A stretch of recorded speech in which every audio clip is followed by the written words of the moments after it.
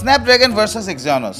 যুক্তরাষ্ট্রের company কোয়ালকমের CPU হচ্ছে Snapdragon. 2007 সালে প্রথম এটি বাজারে আসে। উইকিপিডিয়াতে দেখা যায় এর নাম স্ন্যাপড্রাগন রাখা হয়েছে যেন নাম শোনা মাত্রই এর সিপিইউকে ফাস্ট এবং এফিশিয়েন্ট মনে হয়। স্মার্টফোনের জগতে এটি একটি জনপ্রিয় সিপিইউ। অন্যদিকে এক্সিনোস হচ্ছে সাউথ কোরিয়ান স্যামসাং ইলেকট্রনিক্স এর ম্যানুফ্যাকচার করা একটি সিপিইউ। 2011 সালে প্রথম এক্সেন্স বাজারে রিলিজ করা হয়। কথা হচ্ছে অনেক সময় একই ব্র্যান্ডের ডিভাইসের ক্যামেরা, র্যাম, রম, ডিসপ্লে, ওএস সবকিছু সেম, শুধু সিপিইউ থাকে আলাদা। এটিতে স্ন্যাপড্রাগন আর অন্যটিতে এক্সিনোস। এমন সময় অনেকেই কনফিউজ হয়ে যান যে কোন সিপিইউ এর ডিভাইসটি বেটার হবে। প্রত্যেক বছর স্যামসাং এই কাজটি করে। তারা তাদের ফ্ল্যাগশিপ ডিভাইস দুটি সিপিইউ ভার্সনকে রিলিজ করে। ARM বেসড বা SoC system on a chip.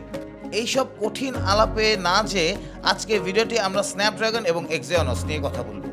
1. কেন স্যামসাং দুটি চিপসেট ব্যবহার করে, আর 2. এর সাধারণ মিল অমিল আর গুরুত্ব তুলে ধরবো যেন আপনি নিজেই সিদ্ধান্ত নিতে পারেন আপনার কোন সিপিইউ ব্যবহার করা উচিত। প্রথমে আমরা জেনে নেই কেন স্যামসাং দুটি চিপসেট ব্যবহার করে। বর্তমান বাজারে 4টি চিপসেটের ম্যানুফ্যাকচারের কথা আপনাদেরকে জানতে হবে। সেগুলো হচ্ছে কোয়ালকমের স্ন্যাপড্রাগন, হুয়াইয়ের কিরিন, স্যামসাং এর এক্সিনোস এন্ড মিডিয়াটেকের হেলিও। এশিয়ার বা ইউরোপের মার্কেটের জন্য স্যামসাং এক্সিনোস ব্যবহার করা আর নর্থ আমেরিকার জন্য ব্যবহার করা কোয়ালকমের স্ন্যাপড্রাগন। কারণটা হচ্ছে একেবারে ব্যবসায়িক। বর্তমান বাজারে গ্লোবাল মার্কেটে স্যামসাং একটি জায়ান্ট কোম্পানি।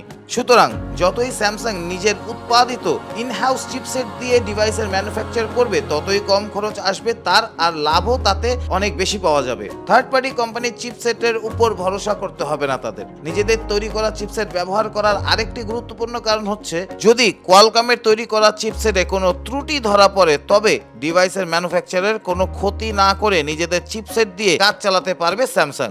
আবার মার্কেটে দুই ধরনের চিপসেট চালু থাকায় স্যামসাং এর পক্ষে মার্কেট দখল করাটাও একটু সহজ হয়েছে। এর মাধ্যমে স্যামসাং জানতে পেরেছে কেন এবং কোন চিপসেটের জনপ্রিয়তা বেশি। এই তথ্য কাজে লাগিয়ে হয় তারা পুরোপুরি থার্ড পার্টি চিপসেটের উপর ভরসা করবে অথবা নিজেদের রিসার্চ এন্ড ডেভেলপমেন্টের মাধ্যমে ইনহাউস চিপসেটের উন্নয়ন ঘটাবে। এতটুকু আলোচনায় আমরা বুঝতে পারলাম কেন স্যামসাং দুই ধরনের চিপসেট ব্যবহার করে।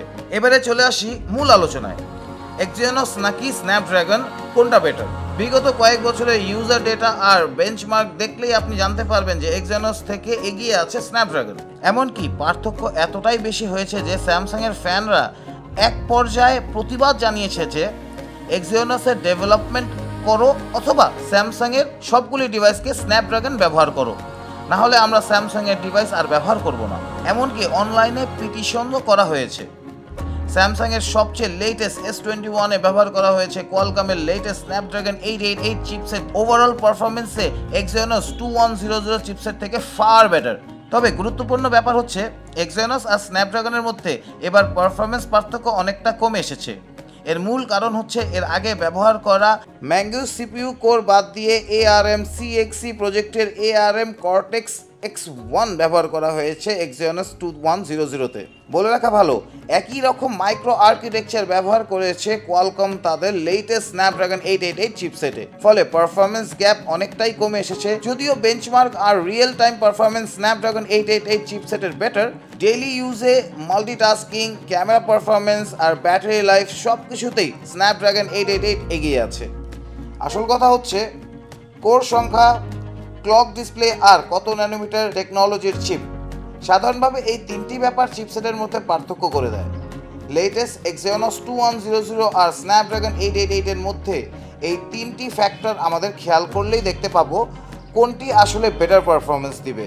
আরেকটি গুরুত্বপূর্ণ ব্যাপার হচ্ছে স্ন্যাপড্রাগন যে জিপিইউ ব্যবহার করে সেটির নাম অ্যাড্রেনো।